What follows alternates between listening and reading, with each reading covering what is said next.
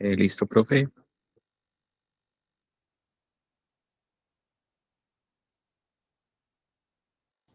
Ok, vamos a dar inicio a las actividades académicas del día con la presentación de Santiago Balanta, médico interno de la Universidad Javeriana, que está haciendo su rotación electiva en el departamento y nos va a hablar sobre el síndrome de motoneurona superior. Muy buenos días a todos. Entonces, pues como ya hicimos la introducción, voy a exponerles el día de hoy un enfoque general, un enfoque paramédico general del síndrome de motoneurona superior. Entonces, pues vamos a hacer una tabla de contenidos de 4 tiempos, empezando con neuroanatomía, después vemos la definición, signos y síntomas, y acabamos con algunas etiologías que están frecuentes en esta manifestación. Entonces, empezando con neuroanatomía, vamos a dividir los dos tractos de motoneurona superior, empezando pues por el motor voluntario, que va a ser el tracto piramidal, y el otro que es un poco más visceral, que es el tracto extrapiramidal. Entonces, dentro del tracto piramidal tenemos el tracto córtico-espinal, que como pues lo dice su nombre, va desde la corteza, área motora, hasta, digamos, el segmento espinal que queremos abordar. Y el tracto córtico-vulvar, que pues se encuentra en el bulbo y principalmente es la cuestión motora de los pares craneales. Ya entre los extrapiramidales se encuentra entonces el tracto reticuloespinal, vestíbulo espinal, rubro espinal y tracto tectoespinal, que van a ser, digamos, la conjugación de lo que va a ser, digamos, ojo en el movimiento, el equilibrio, el tono y la postura, etc. Ahora, pues entrando más en materia, vamos a poner el láser y vamos a apuntar aquí, que es donde nos vamos a ubicar, en la cisura central. La parte anterior de la cisura central vamos a tener esto, que es la circunvolución motora o la área motora primaria o área 4 de Brodmann. Esta pues se va a dividir en 6 láminas de la corteza. En la lámina 5 más puntualmente van a encontrarse las neuronas piramidales, que pues están en dos formas, que están las no-BETs y las BETs. Las BETs pues básicamente tienen un soma mucho más grande y hacen una sinapsis directa con las motoneuronas alfa, mientras que las no-BETs pues igual tienen unos axones largos, sin embargo pues entran a una red de circuitos neuronales en las motoneuronas inferiores, no hacen una sinapsis directa. Y pues las no-BETs son mucho más frecuentes, casi en un 90-95%, mientras que las BETs pues ocupan el restante, que es un 5-10%. Adicionalmente, pues de la circunvolución del área 4 tenemos otra que es el área 6 o área premotora, que se va a encontrar un poco más anterior y va también a desempeñar funciones integrativas para las motoneuronas superiores. Aquí vamos a tener una ilustración de lo que van a ser los tractos córtico-espinal y córtico-vulvar. Entonces empezamos aquí en el área 4, vamos a descender por el brazo posterior de la cápsula interna, llegando a los pedúnculos cerebrales, donde vamos a hacer, digamos, la primera sinapsis al núcleo rojo. Después vamos a bajar y vamos a llegar a fibras pontinas. En el puente pues vamos a hacer, digamos, la deferencia a lo que van a ser los núcleos puntuales de cada uno de los pares craneales que va a inervar el córtico vulvar. Por último, pues llegamos al nivel de las pirámides y hacemos la última deferencia del córtico vulvar, que va a ser pues en el núcleo del nervio hipogloso. Posteriormente, a nivel de las pirámides, decimos que el 90% de las fibras se van a decusar contralateral y van a formar aquí en descenso lo que va a ser el tracto córtico-espinal lateral, pues porque va a pasar, digamos, en el cordón un poco más lateral de la médula. El 10% que no se decusa va a continuar ipsilateral y va a ser una decusación en el segmento medular que está inervando. Sin embargo, hay un porcentaje igual residual de estas fibras que no se decusa. Este va a ser el tracto córtico-espinal anterior. En este pues se van a dar principalmente fibras eferentes de lo que van a ser pues, cuestiones más viscerales, como va a ser el tono, el equilibrio, la postura, etc. Una vez llegamos al sitio, digamos al nivel medular donde queremos hacer la salida del sistema nervioso periférico, vamos a hacer una sinapsis con una segunda neurona, que va a ser la motoneurona inferior. Esta motoneurona inferior se va a encontrar entre las láminas de Rexet 7, 8 y 9, la intermedia, la 8 y la 9. Aquí las motoneuronas van a tener dos tipos de fibra, que va a ser la motoneurona alfa, pues con las fibras de las motoneuronas alfa, y las motoneuronas gamma, con las fibras de las motoneuronas gamma. Una vez llegamos a las motoneuronas alfa, digamos que las motoneuronas alfa van a salir y van a dar inervación a la parte extrafusal o fuera del uso del músculo. Y van a hacer pues realmente lo que hace meramente la contracción. Por otro lado, como podemos ver en esta gráfica un poquito más sumeada, vamos a ver que existen las fibras de la motoneurona gamma que inervan directamente el uso y eso se va a encargar más que nada de regular la tensión muscular. Por otro lado, también tienen unas aferentes dentro del uso o intrafusales que van a ser estos dos grupos aferentes de axones. Van a ser el grupo 1A y el grupo 2.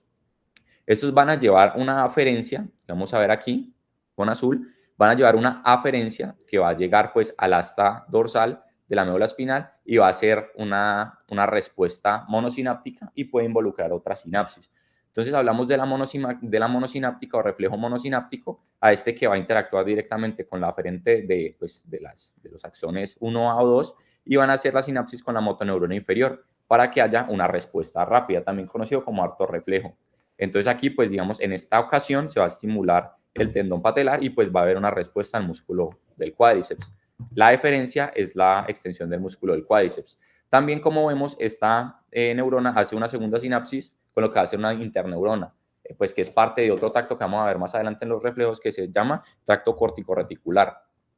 Este pues va a ser una retroalimentación negativa. En la imagen aparece únicamente como retroalimentación negativa de los flexores, pues para que no, digamos, se ejerza la función del músculo antagonista. Sin embargo, también tiene un efecto regulador sobre la extensión, que está implicada pues en la respuesta de los reflejos, si están exacerbados o disminuidos.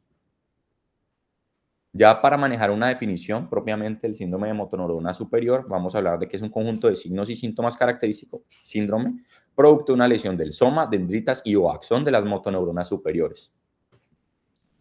Va a destacar la terminología que se va a usar más adelante, como pues que se encontró en la bibliografía en inglés, UMN refiriéndose a motoneurona superior, LMN refiriéndose a motoneurona inferior, ELA refiriéndose a esclerosis lateral amiotrófica, MS, esclerosis múltiple, PLS, esclerosis múltiple progresiva y HSP, paraplegia espástica hereditaria.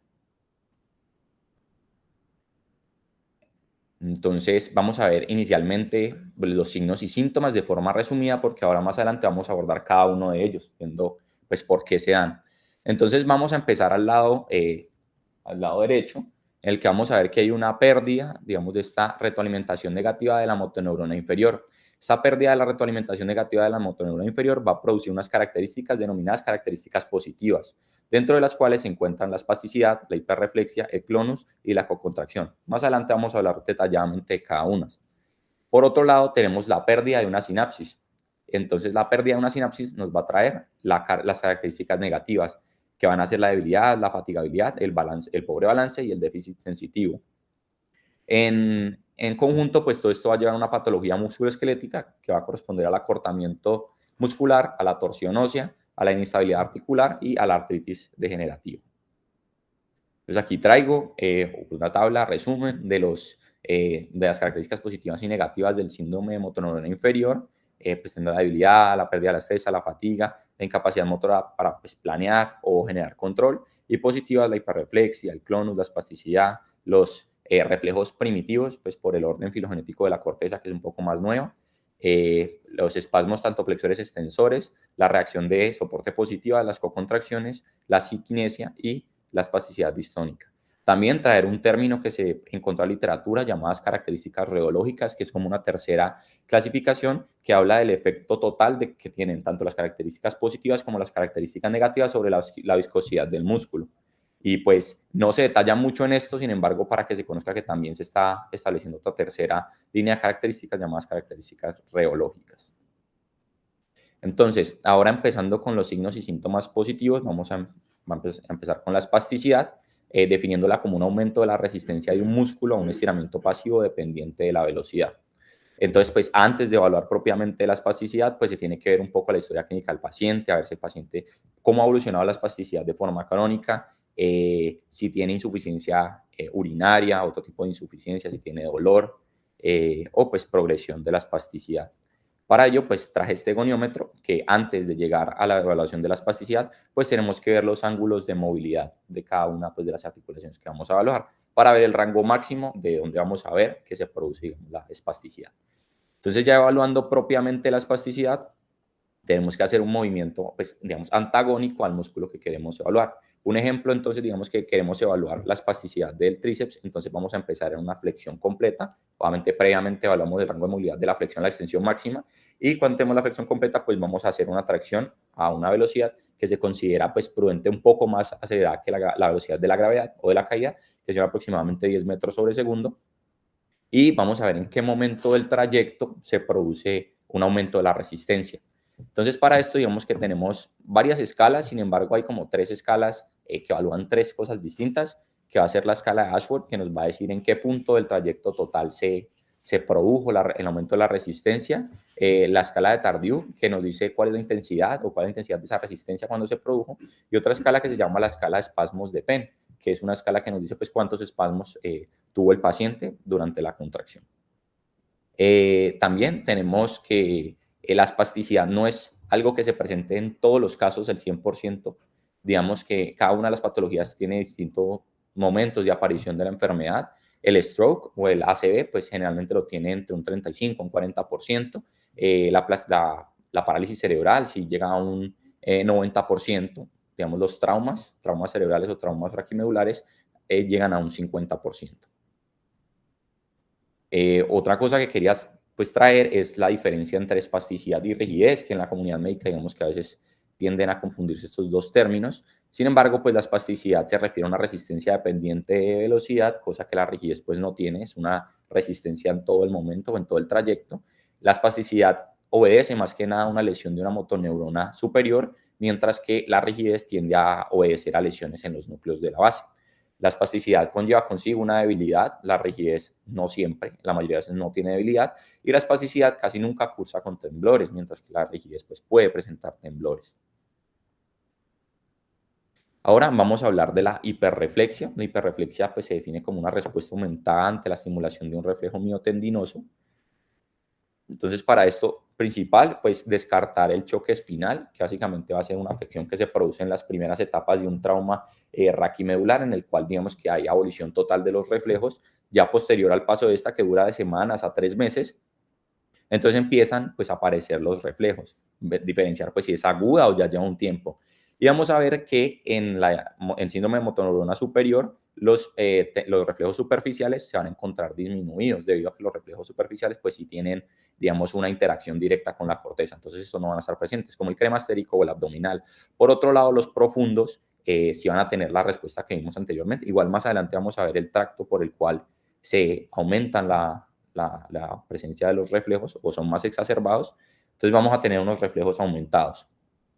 ¿Por qué pasa esto? Resulta que no es que, como dicen muchos, que el tracto corticoespinal sea una regulación inhibitoria, sino que el tracto corticoespinal hace una sinapsis en otro tracto que se llama, pues en otro sitio que se llama el tracto corticorreticular, y van muy paralelos. Entonces, una vez se llega al tracto corticorreticular, que sí es más regulador, pues este va a ser una, digamos, regulación, una retroalimentación negativa de lo que hace la respuesta de la motoneurona inferior, como lo vimos en las primeras diapositivas. Entonces, ¿qué pasa? Si se daña la motoneurona superior, entonces no va a llegar, digámoslo así, la estimulación del inhibidor, que va a ser el tracto cortico-reticular en los núcleos reticulares de la médula, por ende no se va a hacer la retroalimentación negativa. Entonces, pues, se exacerban la respuesta de los reflejos.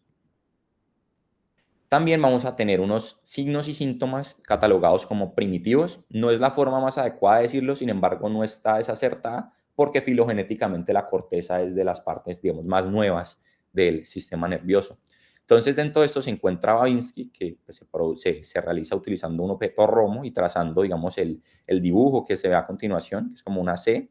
Y lo que esperamos es que, de ser negativo, pues va a ser, digamos, una flexión, una plantiflexión de los dedos, mientras que si es positivo va a ser una dorsiflexión de los dedos.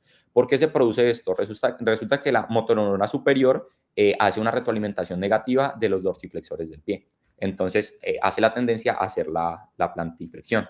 Sin embargo, pues como está dañada, no hace esta retroalimentación negativa, entonces desencadena pues que los dorsiflexores los estimule sobre la motoneurona inferior. Entonces se produce el Babinski.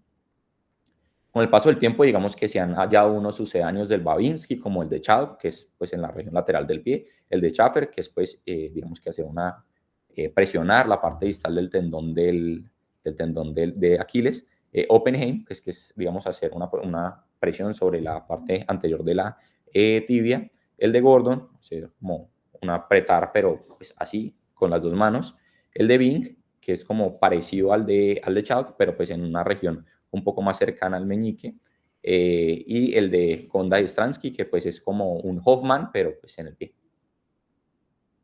Y ahora, pues ya que hablamos del de Hoffman, pues el de Hoffman es un poco más superior en caso de que pues, sospechemos de una lesión de motor neuronal superior en un segmento medular un poco más superior, pues tenemos que se va a hacer como un toque en la uña del paciente y se va a esperar que si tiene un daño en la motor neuronal superior haga como un tipo de pinza. Y en caso de que sea unilateral el daño, pues se espera esto, que es la tendencia pronadora, en la que se intenta que el paciente haga una supinación de los dos brazos y uno de ellos va a tender a hacer pues, una pronación. Adicionalmente, otros signos y síntomas positivos van a ser las cocontracciones. Las cocontracciones se producen, o sea, generalmente uno tiene cocontracciones, sin embargo, hay unas cocontracciones patológicas en las cuales no son voluntarias, o sea, no hay una activación conjunta de los agonistas y los antagonistas, que es lo que producen estos pacientes. Está el clonus, que son unas secuencias de contracciones musculares rítmicas e involuntarias y fatigables. Se fatigan, digamos, con el aumento pues, de la estimulación hacia el clonus. Y tenemos la parálisis pseudovulvar. Como vimos, también estaba el fascículo córtico vulvar. Cuando hay un daño bilateral del fascículo córtico vulvar, parece como si todos los nervios o los pares canales estuvieran abolidos. Entonces, parece una parálisis vulvar. Sin embargo, pues no lo es. Entonces, se cataloga como una parálisis pseudovulvar. Dentro de los signos y síntomas negativos, pues ya se encuentra la fatiga, definida como una sensación extrema de agotamiento o falta de energía dependiente o no de esfuerzo. La debilidad, digamos, disminución de la fuerza. Y el choque espinal, que ya lo vimos previamente, que pues es la parálisis completa flácida aguda cuando hay una lesión de la motoneurona superior. Entonces, ahora, pues es relevante, digamos que este tema lo vamos a abordar más adelante, pero sí diferenciar la motoneurona superior y la motoneurona inferior de forma, digamos, superficial.